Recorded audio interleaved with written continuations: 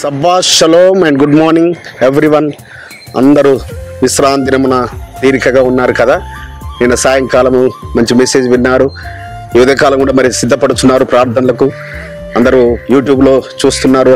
మరి ఈ యొక్క అనుదిన కృపావాక్యం కూడా మీరు ఆశీర్వదించబడుతూ అనేకులకు మీరు షేర్ చేస్తున్నారు, స్టేటస్లో పెట్టుకుంటున్నారు. మీకు నిండు మనసుతో కృతజ్ఞతలు తెలియపరుస్తున్నాము. ఇది నా కృపావాక్యము చూసుకుందాము. ఆదికాండము 17వ అధ్యాయము 1వ వచనము. అబ్రహాము 99 ఏండ్ల వాడైనప్పుడు యెహోవా అతనికి ప్రత్యక్షమై, నేను సర్వశక్తిగల ఎలోహింను, నా సన్నిధిలో నడుచుచు నిందారహితుడవై ఉండుము.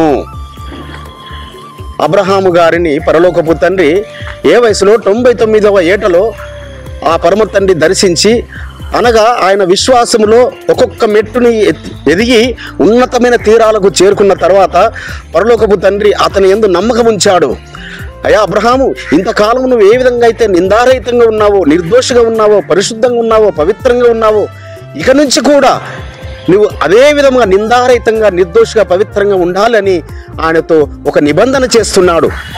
ఈ నిబంధనను ఆయన శరీరమందు నిబంధన చేసి అబ్రహామును అబ్రహాముగా మార్చి, షారైని షారాగా మార్చి, అనేక జనములకు తండ్రిగా, విశ్వాస మూల పురుషుడుగా అబ్రహామును పరలోకపు తండ్రి ఎన్నుకున్నాడు, ప్రతిష్ఠించుకున్నాడు. పరిశుద్ధులారా, మరి మనకు కూడా అదే వాగ్దానం ఇస్తున్నాడు.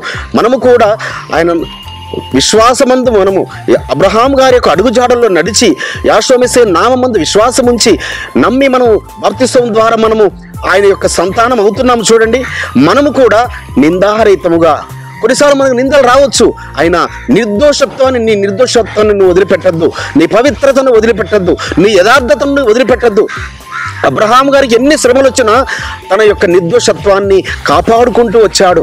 అందుకే ఆయన సంతానము, అబ్రహాం గారి యొక్క సంతానము ఇస్సాకు, యాకోబులు కూడా వారు ఈ రోజు వరకు కూడా వారు పిలువబడుతున్నారు వారి పేరట. అంటే వాళ్ళు నిర్దోషంగా ఉన్నారు, నిందారహితంగా ఉన్నారు, వారు పవిత్రమైన జీవితాలు జీవించారు. అదేవిధంగా నీవు కూడా విశ్వాసములో దినదినము అభివృద్ధి చెందుతూ ఆయన న్యాయమైన సింహాసనం వైపుకు చేరే అంచెలంచెలుగా ఎదిగేవాడిగా ఆ యొక్క విశ్వాసం మెట్లల్లో మనం ఎక్కేవారంగా ఉండాలి.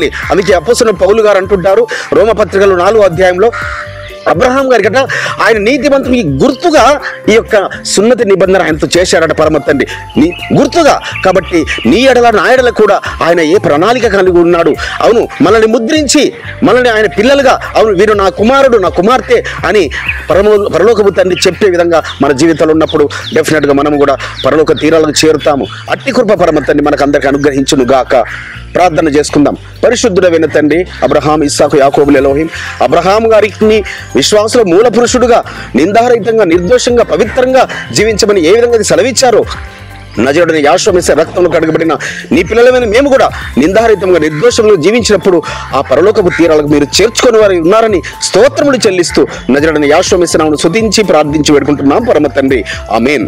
మన పరలోకపు తండ్రియు, మన రక్షకుడును, విమోచకుడును, నజరేయుడైన యాషోమెస్సే వారి దివ్య సముఖం నుంచి మీకును, మీ కుటుంబములకును, మీ వంశములకును శాంతి, సమాధానము, కృపయు మెండుగా కలుగునుగాక. ఆమేన్.